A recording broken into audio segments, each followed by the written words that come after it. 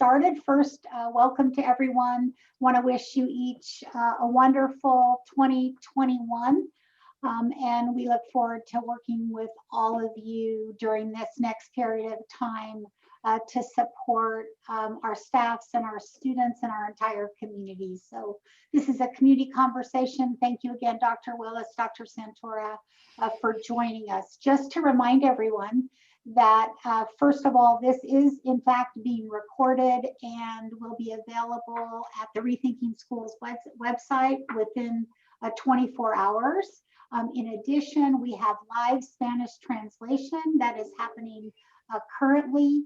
That's happening now. And so I'm going to start by asking Araceli to go ahead and translate what I've just said. So anyone who wants to be sure to hear this in Spanish is able to do so. Buenas tardes. Esta conversación comunitaria se está grabando y estará disponible en nuestro sitio web de MCOE dentro de las 24 horas. También se emite simultáneamente en español. Haga clic en el botón de interpretación del idioma que parece un globo terráqueo si desea escuchar esto en español. Gracias a Marta Vitón, que es nuestra intérprete hoy. Finalmente, gracias por enviar sus preguntas. También puede hacer cualquier pregunta en el chat y intentaremos que se responda. Se combinarán todas las preguntas que surjan y que sean de naturaleza similar. Gracias. Great. Thank you very much, Araceli. So at this point, we have over 500 people attending this opportunity. So Dr. Willis, I think I'll be passing this to you first. Thank you. Good afternoon, everyone. Matt Willis here, Public Health Officer. Mary Jane, should I be sharing my screen? Yes, please. Okay, great. So I'll share my screen now.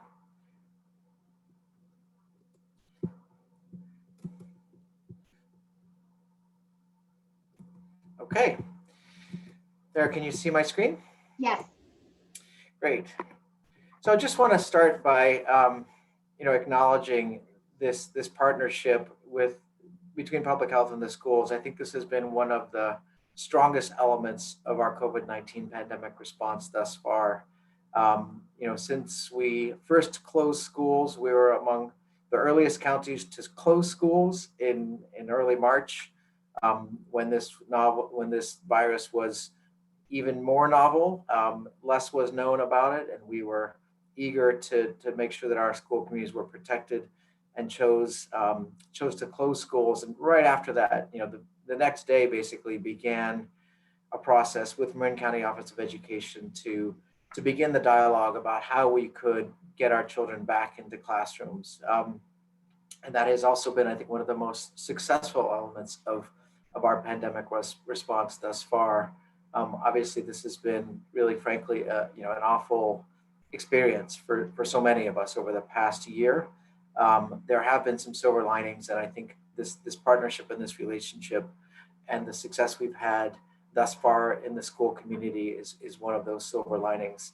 Each chapter of this response has required different strategies and different adaptations, and I think this is a really opportune moment for us to be talking about the schools in 2021 in the face of surging cases and new resources that are coming available from the state, talking about vaccinations and the new, the opportunities that will bring for us to further reopen our schools, as acknowledging the new variant that's part of the environment and some of the orders that have changed. So we're looking forward to covering a lot of ground here in the next hour. That we won't be able to get to all of the questions, but in the spirit of continuous dialogue, we want to just maintain this relationship that we've had closely with our school community and our community as a whole all along the way. This is how we're defining health. And we've talked about this before, but in public health, we recognize that health is really a state of complete physical, mental, and social well-being, and not merely the absence of disease or infirmity. And that's been one of the primary organizers of our response all along. We have recognized that managing the risk of infection of COVID-19 is one part of a whole constellation of factors that relate to health. and that we have not been myopically focused on that single outcome, but rather recognizing that factors regarding the economy and the learning environment are also important to take into account and balance our strategies across various forms of harm and well-being. These are some of the shared values just to sort of set the stage for our conversation together. We recognize that we all share value of health, safety, education is a high value, especially for us in Marin County. We value equity, evidence, and looking at data. We value choice, and we also value dialogue and communication, as this forum highlights. We have shared challenges in terms of the uncertainty. Yes, we've now have 1 year. Dr. Santor and I were just having an email exchange yesterday about just looking back at some of the emails we'd had last year when we heard, like, she said, maybe we should include this in our newsletter, which we have, monthly public health officer newsletter, because there was this new strain in China that looked like it might be relevant to us. And it was just sort of ironic that the communication that she offered me at that point 1 year ago was that we should consider maybe including this in the public health officer newsletter, recognizing that it would be by far the dominant theme of the entire year. So it is a novel virus. There's still much we don't know about it, but we've learned a lot about this virus that we can apply to our strategies. We don't have any zero risk options. We have to be adaptable. We also have to acknowledge that one of the shared challenges is that so many of the aspects of this pandemic response have been politicized nationally in divisive ways, whether it's masks or schools or a variety of different elements that can sometimes fog the dialogue and the discourse. And it's important for us to find our way through that fog to see what's intrinsic and true, and then balancing. Really, this is an effort to balance harms. And get through this pandemic as best we can together. Sorry. Don't know what happened to my ability to, there we go. So this is our epi curve. This is when we talk about flattening the curve, this is that curve. It's the number of new cases per day, and what you see there is our first real wave that happened. Well, some think of this as three, that very first wave in early March, which was what coincided with when we first closed schools.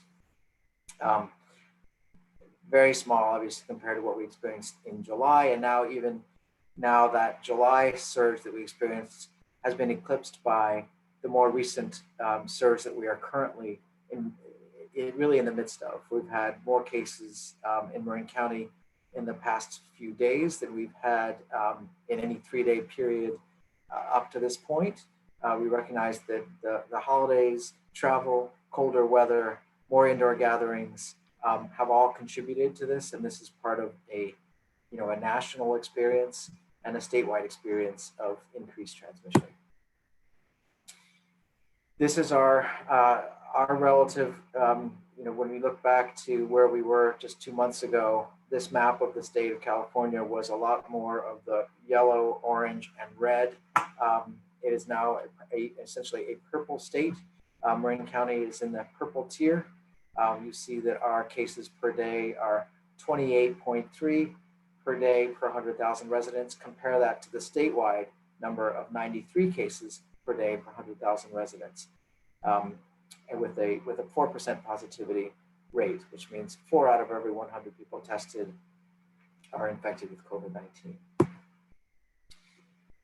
By way of context, and I hesitate to sometimes share this kind of information because we certainly don't want to be falsely reassured, but it is, I think, important to recognize that despite the fact that we're seeing surges in cases in Marin, that we are among the counties with the lowest prevalence across the state.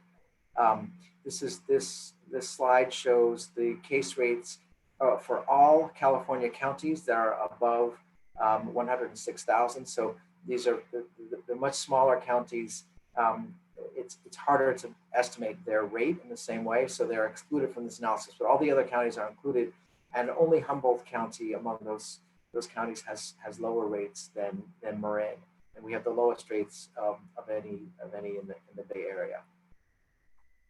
Another marker of a relative success, again, we're being graded on a curve here, and it is faint praise given the fact that the state is seeing such dramatic increases in cases that we are among the least hard hit.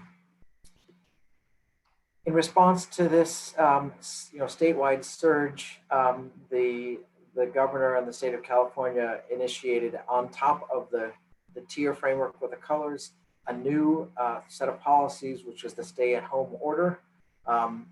That order applies to regions. The state is divided into 5 different regions. Our region is obviously the Bay Area region, and we met criteria for being put into the stay-at-home order about 2.5 weeks ago, and it is a 3-week order. So that order expires on January 8th, but only if, and this is important, only if our ICU capacity for the next 4 weeks is projected to be more than 15%. Right now, it's looking like that ICU capacity 4 weeks from now is well beneath 15% anticipated. So we would expect this order will be extended. And the order basically indicates that all individuals should stay at home in their place of residence, except as necessary for essential operations and activities for critical infrastructure, which includes schools. So schools that have previously reopened for in-person instruction can remain open in the stay-at-home order, and schools can continue to bring students back for in-person learning that have opened in any way prior to the issuance of the stay-at-home order. In addition, outdoor recreation facilities can continue to operate, and outdoor playgrounds are permitted. Again, when regional ICU capacity is projected to be greater than 15% in 4 weeks, the order will be lifted. And right now, our regional ICU capacity is about 9%, as it is for Marin as a whole. Another important question that keeps surfacing, and I just want to be clear in terms of determining school status, whether it's open or closed and who decides, there's really several layers on top of that decision. The school, any school obviously can make that decision to close. If it meets certain criteria, it may open. Marin County Public Health, partnering with the schools and Marin County Office of Education very closely, as we have for the last 9 months in this, following state guidance, might recommend or order a school to close. We do not order schools to open, and nor do we necessarily have control over whether a school independently decides whether it wants to close. Furthermore, California Department of Public Health also has criteria for schools opening, as I just went through with the stay-at-home order, and they also have recommended criteria for schools to close based on prevalence or incidents or cases that might occur in the school setting after that school has been opened.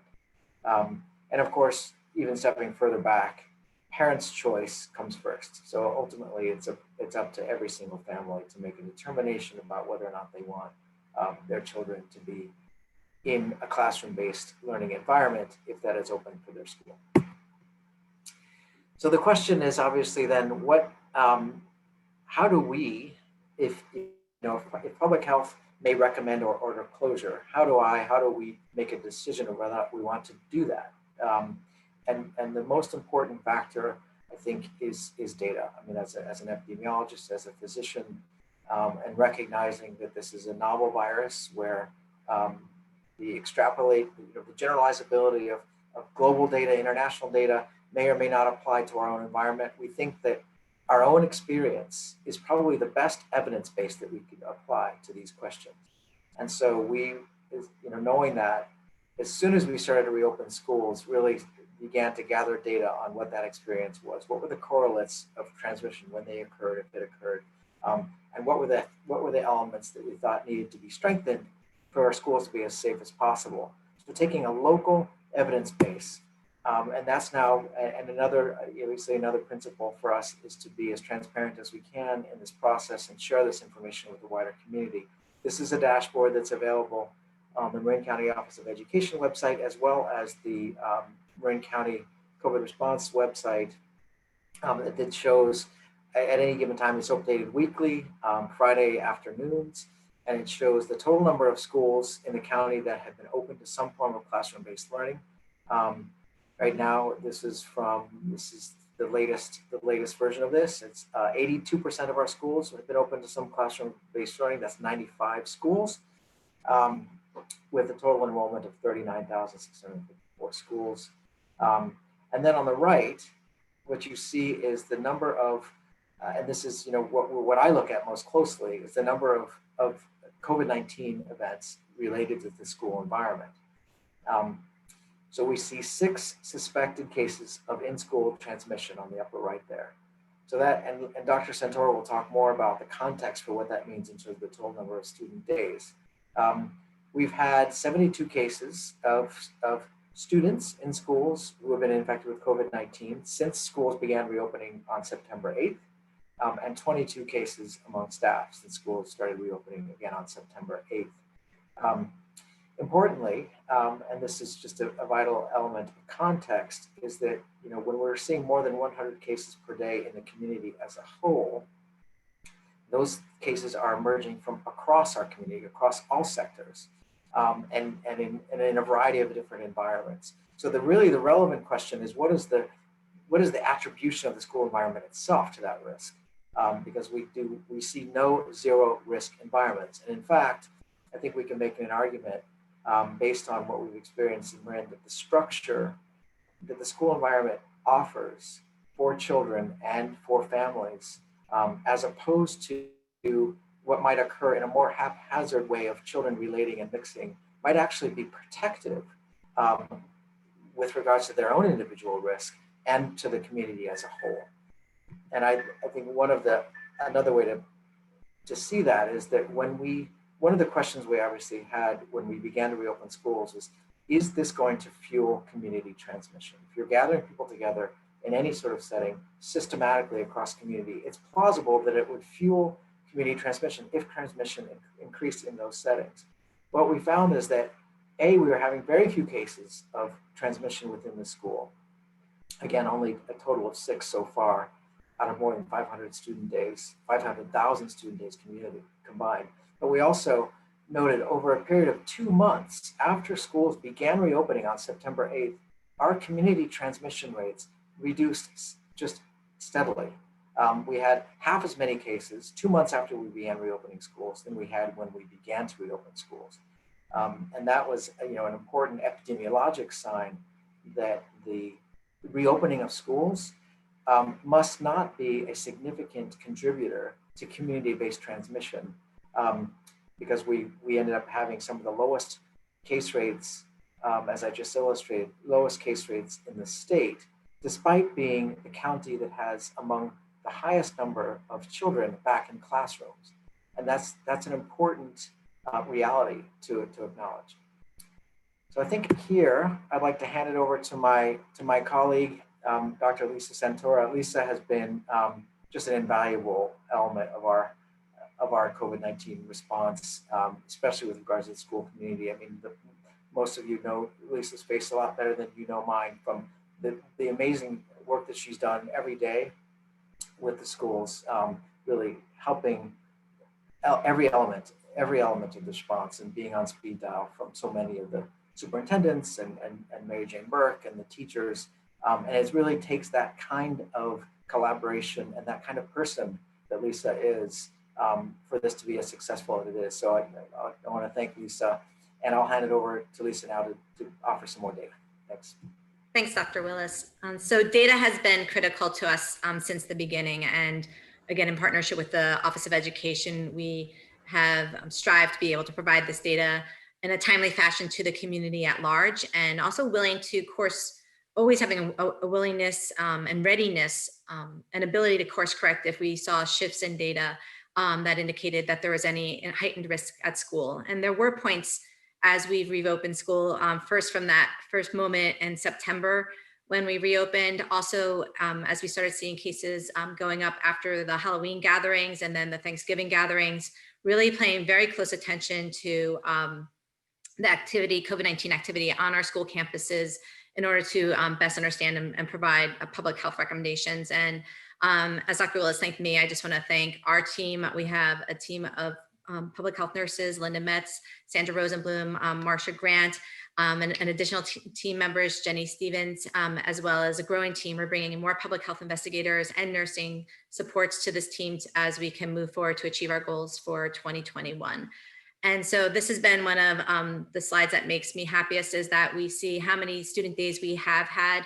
This includes private and public schools in Marin County. And it's not just elementary schools that are back in session. We do have secondary schools that are back in session, and really demonstrating the effectiveness of our school site specific protection plan and its successful implementation in protecting both staff and students for COVID-19 transmission while they're on the school campus. You can jump ahead, Matt. You're still in the driver's seat. We disappeared. There we go. So we've investigated 94 exposure events, the majority of which have been community transmission and not school-based transmission. There's 6 suspected in-school transmissions. All have come from the primary school level, not the secondary school level. And this slide needs to be corrected. There were 2 student-to-student transmissions, 2 adult-to-adult transmissions, and 2 adult-to-student transmissions that are suspected school-based transmissions. And most notably, there's no suspected student to adult transmission on campus. Again, what we are seeing on the school campus is that it's providing that structured, supervised environment that is not conducive to COVID-19 transmission, whereas the household gatherings and household mixing is really the primary driver of COVID-19 transmission in our community. Jump ahead. And so we've also calculated what's the risk. So we're comparing the community dwelling population in Marin County by community days and comparing that to our student days. And we're seeing, again, a significantly higher risk of being in the community. This excludes our facilities. Many of you know we are monitoring and managing many outbreaks in our long-term care facilities for the elderly. So this comparison is over the same amount of time. It excludes the residents of facilities, senior facilities in our community. And it really, again, is just showing what our data is showing us, is that the risk is greatest within the households when households mix and bring potentially asymptomatic or mildly symptomatic persons into a household, where that is the highest risk of transmission in our community. And jump ahead. So there's a lot of factors that go into COVID-19 transmission. It depends first on ourselves and our own behaviors, which is why we issue guidance around traveling, minimizing any household mixing. And at this point with the stay-at-home order, there should be no household mixing, having poor hygiene practices. There's also things we can do to protect ourselves. And I think this is critically important as we're seeing increasing substance use issues and mental health issues, is stress and how it impacts our immune system. And again, this is a time where to really engage in healthy eating and active living so we can stay as healthy as possible. There's environmental factors that we have. COVID does not like the outdoors. And again, just by opening windows and ensuring we have good ventilation in our spaces, we can ensure we can decrease the risk of COVID-19 transmission. There are some factors of the virus itself that can make it more transmissible, and that's when it doesn't cause harm to its host. So we do follow variants, and we'll talk about the UK variant a little bit. But at this point, this is a virus that does spread pretty readily if you're not engaged in any personal protective behaviors. But even that being said, even if you live in a household with someone who tests positive for COVID-19, it's generally the transmission or the attack rate within that household is around 20%. It can be higher in more crowded housing conditions, which is we've seen that happen in Marin County. But again, we only see when there is an exposure event at school, the range of that attack rate at a work or a school is 0 to 5%. We think it's significantly less in our schools because of all of, we call it NPIs or non-pharmaceutical interventions that we've put in place. We'll talk about that a little bit later, but we really have had a universal precautions approach, assuming that everyone has COVID-19, which is why we all wear our face coverings. We try and maximize physical distancing, washing our hands, which is one of the best things we can do to prevent ourselves from getting sick. But again, even if you're exposed to someone who is COVID-19 positive, there's still, it's estimated like around 6% of people after talking to someone who's COVID positive without a face mask will contract COVID-19. So we are working with the schools to ensure we can add layers and layers of protection to reduce that risk as close to zero as possible. But as Dr. Willis said earlier, there is no zero risk environment. And honestly, it's our households that are probably some of the highest risks, especially as we invite non-household members into our homes. Jump ahead. This has been probably my inbox is always very interesting to see what's in the news and what's grabbing people's attention. There's a lot of attention around the UK variant that's been circulating. This is not uncommon for viruses to mutate. There's 6 known strains of COVID-19, and then among those strains, there's multiple variants. Dr. Willis and I got to see an interesting report in the summer, which showed all the different strains and variants that were existing in Marin County among the COVID-19. We do participate in surveillance and genotyping of virus activity as part of one of our research projects with the state. And in July, we had strains from Wuhan, strains from Milan, Switzerland, United Kingdom. So this is a common practice for viruses to mutate. We still don't know a lot about this mutation. They are studying it and to determine what are the intrinsic or internal factors of that virus that might make it more contagious or not. But at the same time, what we have seen is as the weather got colder, people moved indoors, people continued to have holiday gatherings and visiting family members that were not part of their household members, which again is the primary driver of transmission. At this point, we'll continue to follow COVID-19 activity in our community and especially in the schools, but there's no current recommendations at this time from the state based on current evidence available to not open schools or to change any of our practices. Again, we'll continue to follow it very closely and adapt and adjust as necessary.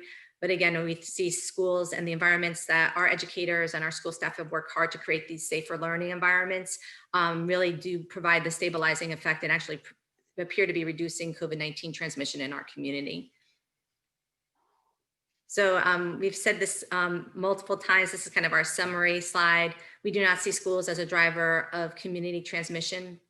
What schools do provide, though, for all children of all ages, and this includes the high school ages, is a stable, structured, supervised, and supportive environment where they're less likely to mix with other households and engage in informal gatherings. And those are the activities that are driving transmission.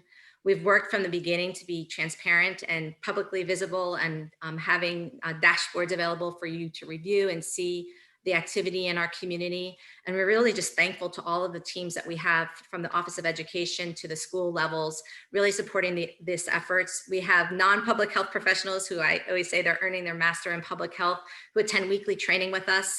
These are individuals that are identified at the school to be liaisons to our public health staff, so we can make sure we're getting the information we need to complete contact tracing and identify exposure at the school site, and then make recommendations for quarantine or cohort closure and for testing.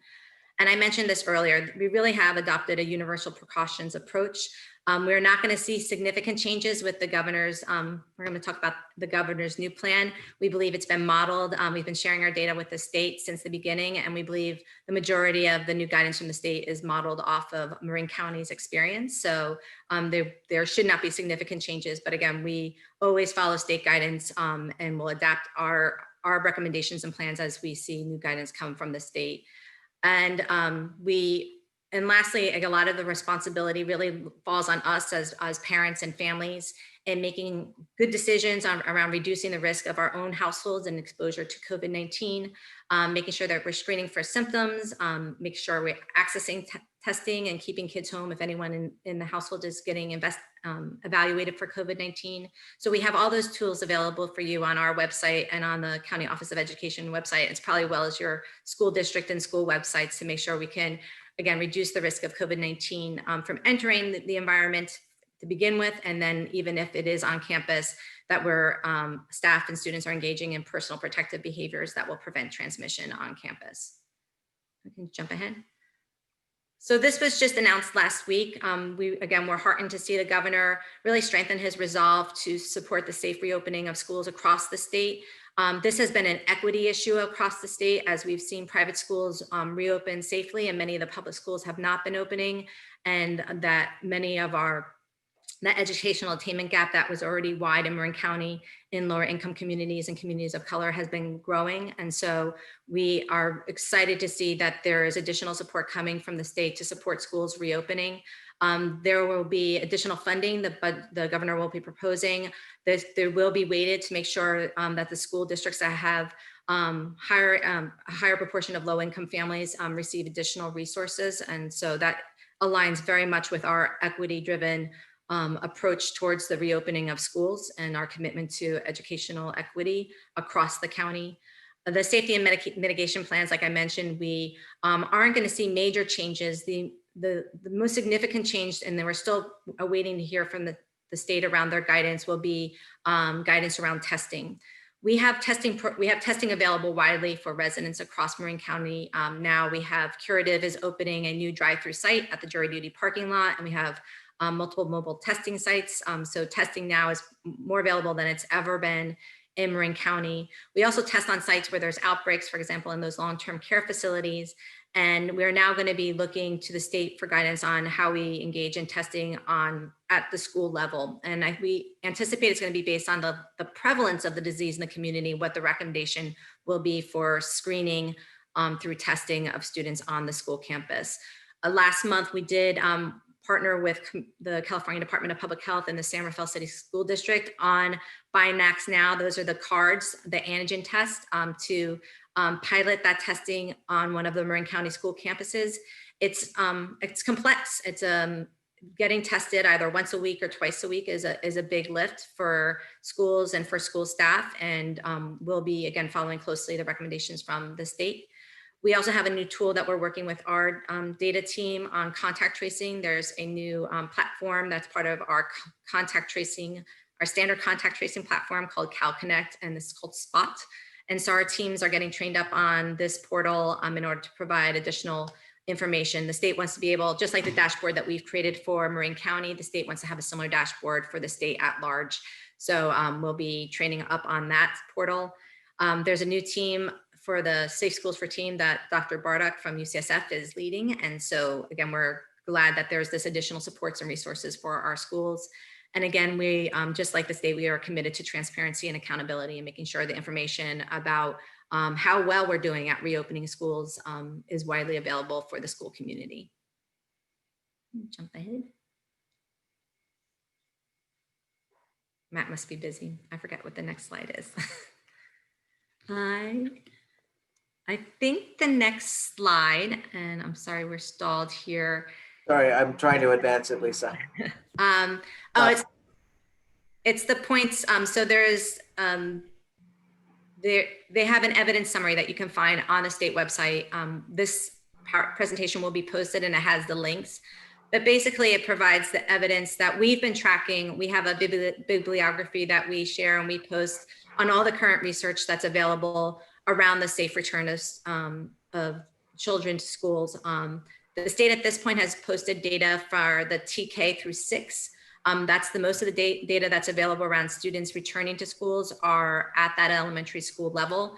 But they really are seeing that children are not the drivers of infection like we do see with flu.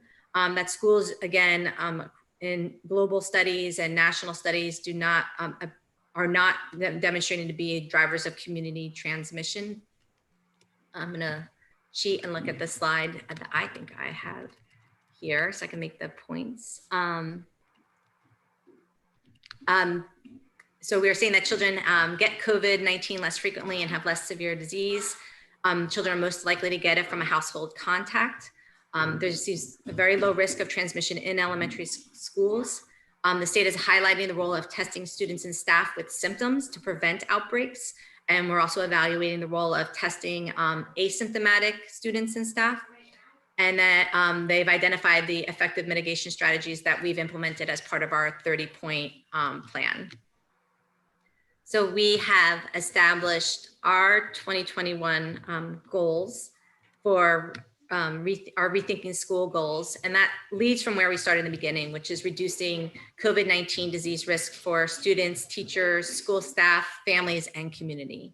As Dr. Willis stated earlier, what we saw when we reopened schools in Marin County, that stabilizing effect of reducing community transmission, as again, parents and families and guardians weren't mixing households and finding informal networks and casual contacts to provide for childcare supports and socialization supports. That structured environment that schools offer really reduces those higher risk activities that can promote COVID-19 transmission. So we're looking forward to opening all Marin County schools, implementing the school site protection plans, which again, we see have demonstrated success in reducing COVID-19 transmission risk on campus. And then moving forward to vaccinating all childcare and school workers. They've been identified. We're currently in phase 1A of our vaccination distribution plan, our COVID-19 distribution plan. And teachers and school staff, including childcare workers, have been identified in California as phase 1B tier 1. So we'll be meeting with the schools even as early as this week to start advancing plans for vaccinating school staff. And then our goal is, again, returning all students at all grade levels to school for full-time in-person instruction. It's going to take us time to get there, but we believe that working together is how we're going to get there. And then the last slide, which again will be posted, we just share our websites. We have our Rethinking Schools MCOE website. We have our Public Health Schools website. And then we know many of the, besides the UK variant being of great interest of Marin County residents, we know vaccine distribution. So our coronavirus.marinhhs.org/vaccine has the most up-to-date information on vaccine distribution plans. And then later this week, Dr. Willis and Dr. Evans, who's our vaccine distribution branch chief, will be providing a town hall or another community conversation on Friday, and we can share information about that forum. And that's it.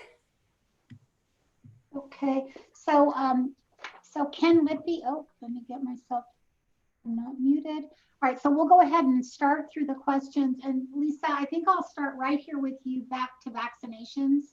And so we've tried to group the questions that have come in, and there's several about vaccination. So I just want to try to see if you could go a little deeper in terms of that. And so the question related to if I'm an educator, and so when I say teacher, I mean all school staff, as well as I want to be sure childcare workers. So that's another area that I think people are concerned about. Will the rollout, do you know what the rollout will look like? Will it be through a district or through our healthcare providers? How will it be communicated? Where will the vaccines happen? Once they're available, will you prioritize teachers who are working in person over those that are not yet? So there's a few questions there about vaccinations. Yeah, I can start with that. So with this, vaccine distribution plan is moving forward really quickly. Right now, the rate limiting factor is really the supply itself. We're getting right now approximately 2,500 doses total into Marin County on a weekly basis. So, well less than 1% of our population. We are focusing on our healthcare workers. The state has just announced that tier 1B. So we are in phase 1B. So we're in phase 1A right now, which has 3 tiers, which is our essential healthcare workers.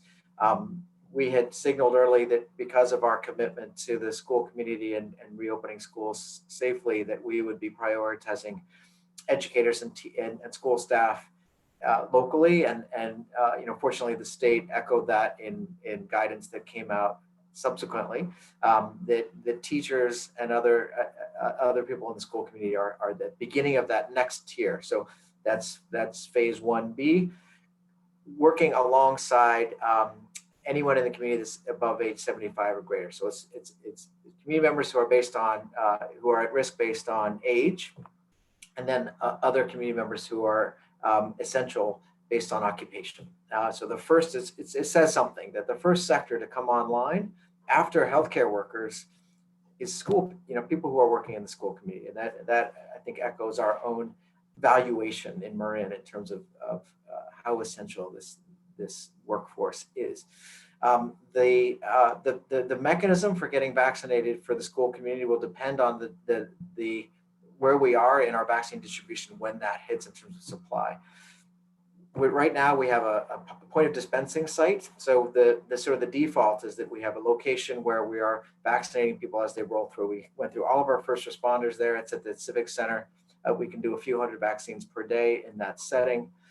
That's one resource that will be available when school community comes online. It's likely to be at the earliest end of January.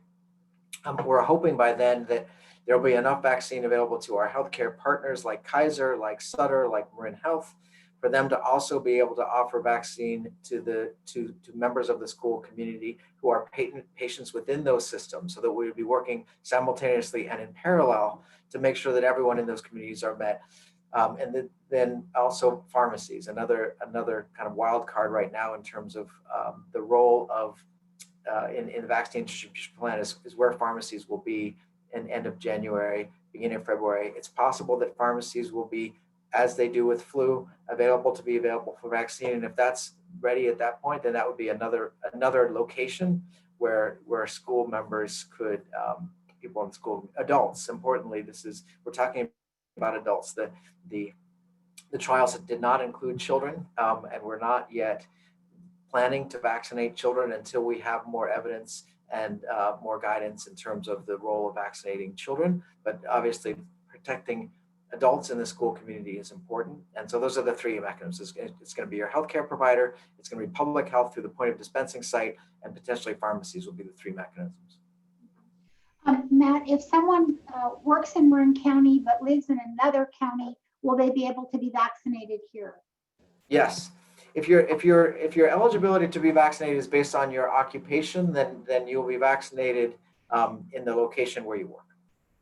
Do you anticipate the vaccines being required?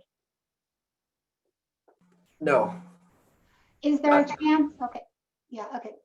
Go ahead. Do you want to say more about that?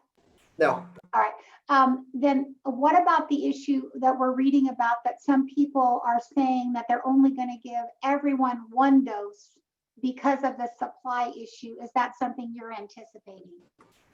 Not yet, no. It's an intriguing concept. I mean, one of the great things about this vaccine, the ones we have so far, the mRNA vaccines, is that they're so highly effective. It's a 2-dose regimen. It's 95% effective with the 2 doses. You know, a lot of vaccines, we take 70%, 60% effectiveness. The first dose looks like it may have that level of effectiveness already. And so there are some, like England, Canada, some conversations about whether or not, just because if you don't have enough supply, whether or not just giving everyone just 1 dose and accepting that slightly reduced effectiveness from like 95% down to like 70 to 80% is worth it from a public health standpoint. We don't have permission to do that yet in the United States from the CDC. It hasn't been studied. The studies were not designed to answer that question. But that's on the table, I think, but we would not answer that independently as a county, and we're waiting for CDC to offer more guidance. Okay, so if we could move on to the topic of testing just for a moment. Is there a reason why you're not requiring all teachers, by way of example, to be tested currently? Well, it's been a recommendation since the beginning that teachers as essential workers get tested. There's things we order and there's things we strongly recommend. That's one of the challenges in public health. And we've also seen by making orders, people don't always follow our orders when we do issue orders, like a stay-at-home order. So again, what we have, when we updated our 30-point guidance, we decreased the recommended frequency of testing from every 2 months to monthly. The reason why it was originally every 2 months, because schools are a lower risk occupation. Our highest risk occupations for COVID-19 transmission are those individuals who work as caregivers in our long-term care facilities for the elderly, food service workers, construction workers. So overall, from an occupational exposure risk, teachers were a lower risk. And again, even the nature of the contact, for example, caregiving of an elderly person in a nursing home versus educating a student on campus, there's different interactions and different close contact. That being said, we do think testing is our strategy. And that's why as much as we've been investing time in getting the vaccine online, we've also worked hard at the county level to make sure there's access to more testing resources so we can continue to have sufficient testing moving forward. What we're waiting to see from the state, again, is what is going to be the recommendation based on the community prevalence of COVID-19 where it relates to testing. Our test works best when it's been in a person with a known exposure who's symptomatic for COVID-19. That's, for example, in our outbreak settings in our facilities. But now with new research that was just published from UCSF, this research that was done in the Mission District, there does seem to be a role for using antigen testing for screening at schools. And so that's what we're waiting here from the state, is their recommendations around implementing that a testing strategy at that school level for students and staff. If a teacher has already tested positive to the virus, do they still need to receive a vaccine? We would recommend they still get vaccinated. Ken, can I have you go ahead with some questions from the chat? Yes, for sure. A couple of nuts and bolts questions. Can you help me with language to explain to my parents why temperature taking is no longer necessary? Do you want me to field that, Matt? Sure.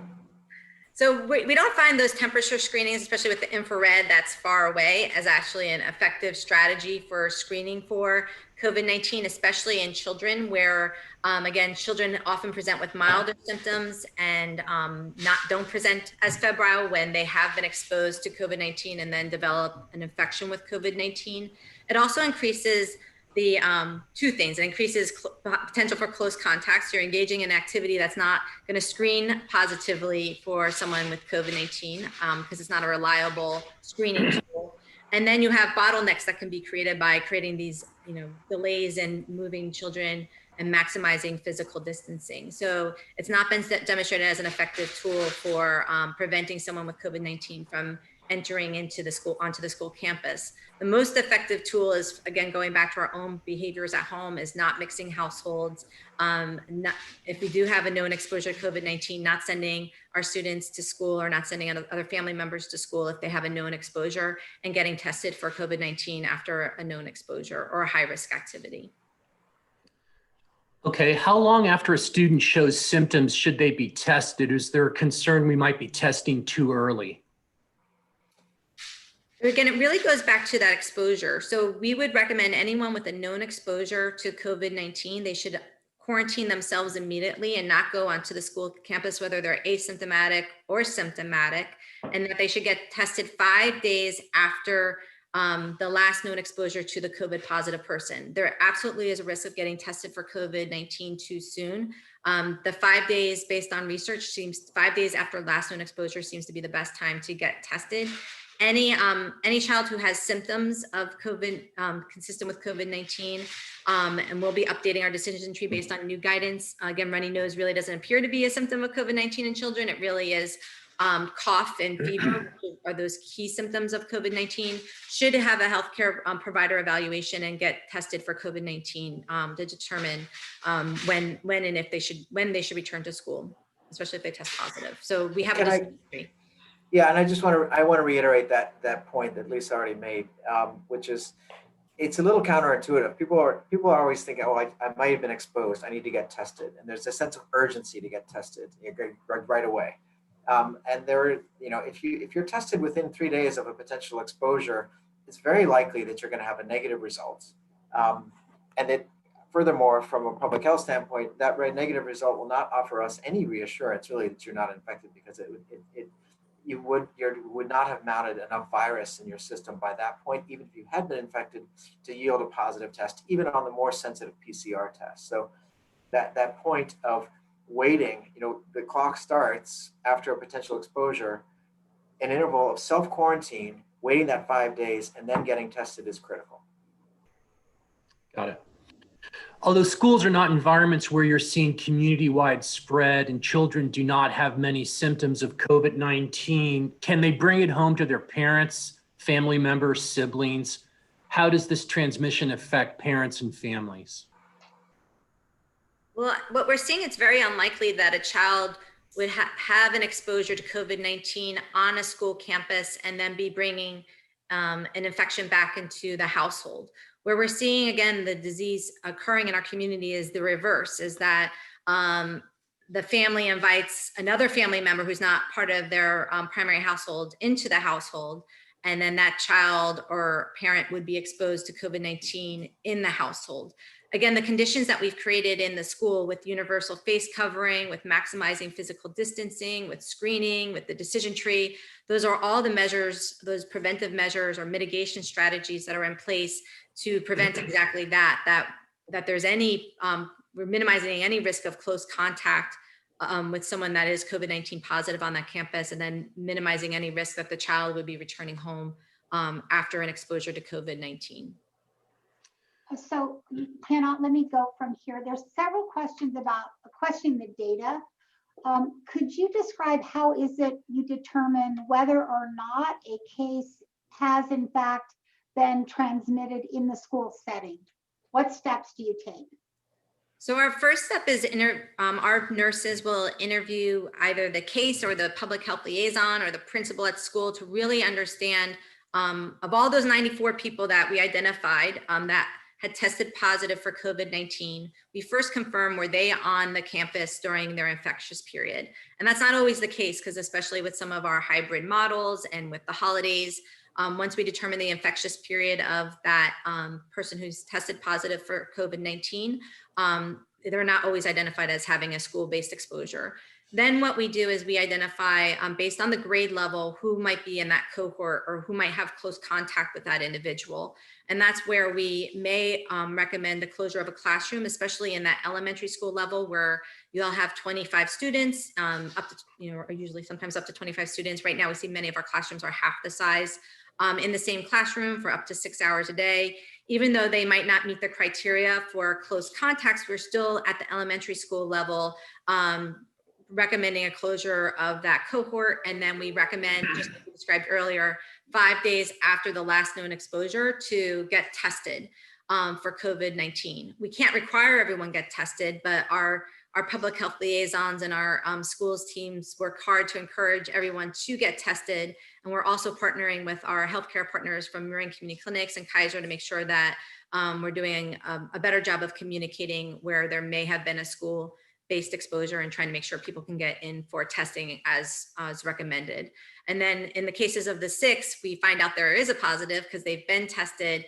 And we can't prove all the time, because there is COVID circulating in our community. We can't prove all the time that it was a school-based contact, but if there's, for example, we had a cohort close, we had 2 students test positive in that cohort, could have come from outside the community, possible, but there was an exposure event in that classroom, so we counted it as a school event, so our school-based transmission.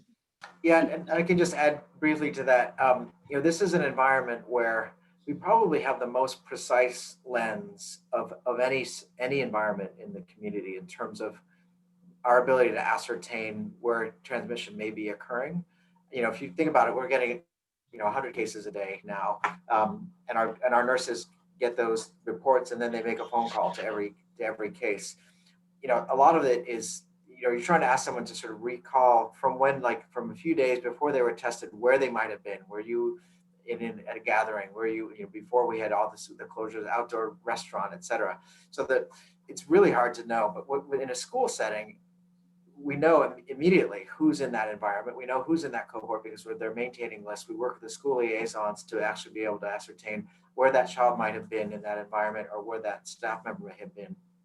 So I think we're actually, when we look at the number of cases that are coming out of school-based environments, the likelihood that we're missing cases in that setting is much lower than the likelihood of missing cases in almost any other sector. Mm-hmm. Can you talk about the issues related to elementary schools as opposed to middle and high schools, and the concerns that have been brought forward over time that at the high school, middle school level, the rates are more like adult transmission versus young children, etc. So could you talk about that for a minute? So we have most of our information on children that are less than 10 years old and in the elementary school environment. And most of the research that's published is on that age group, which is why the governor has led with that TK through 6. But as Dr. Willis mentioned, we also have local data. We have thousands of those student days of students that are back in school are among secondary school students within Marin County, which again, we have not seen any secondary school-based transmission within the school environment. We have seen secondary school transmission from private household gatherings and sleepovers.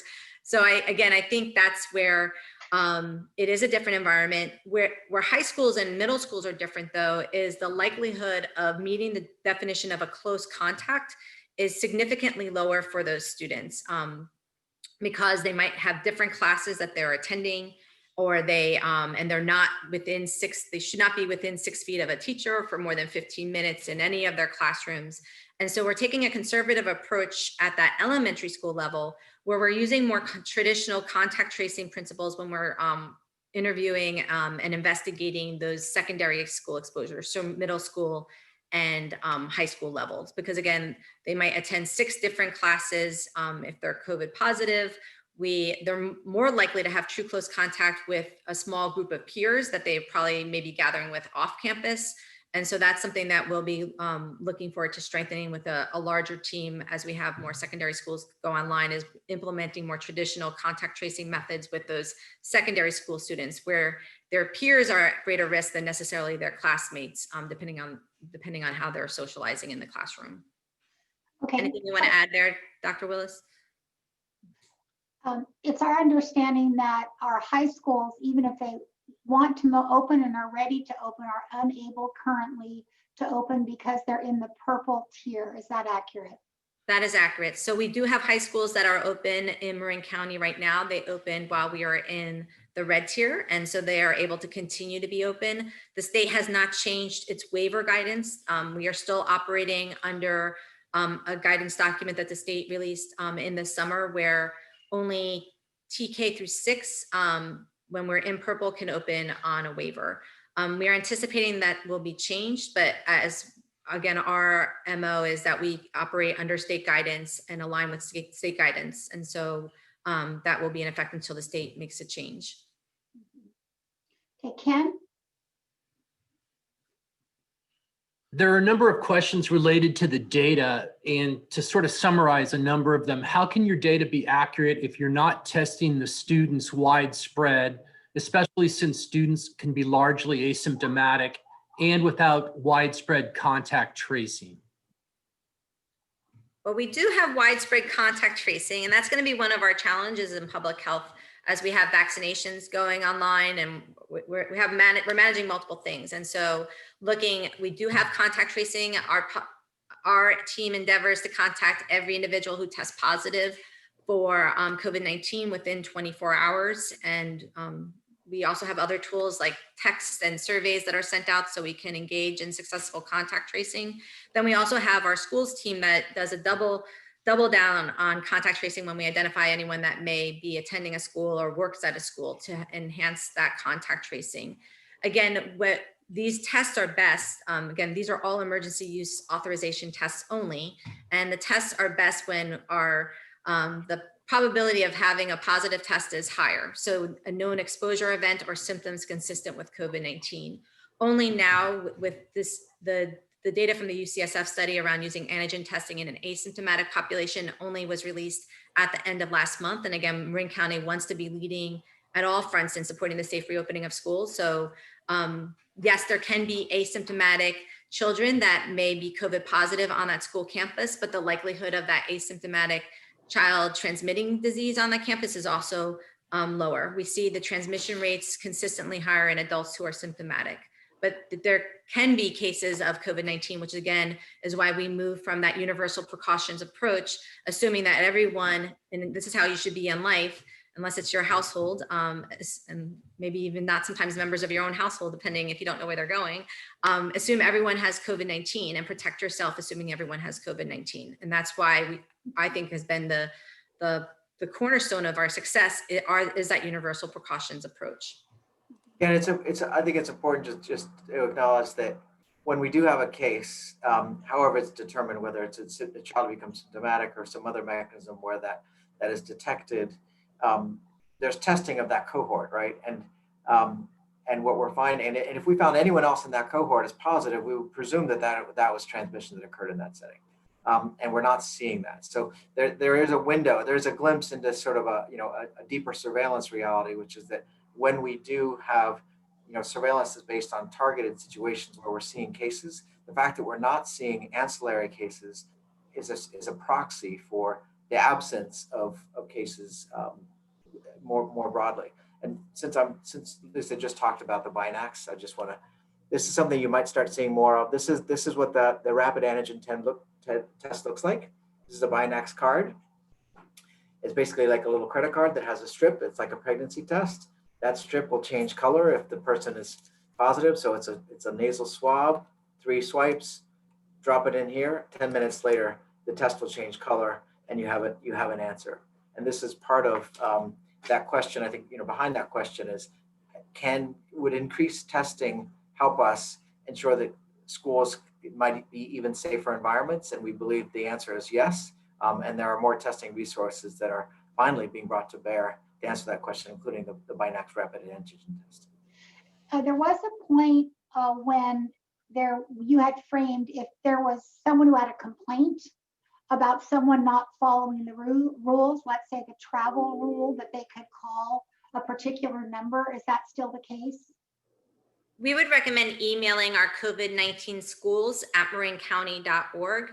This is probably the other most common thing in our inbox right now. We know people traveled. We know people didn't follow the stay-at-home order. We know they mixed with other households, and we know other people know that. And so that's why they're surprised when they're seeing children returning to school where they would be expecting them to be on quarantine. We, unlike San Francisco and Santa Clara, have not issued a mandatory quarantine after travel.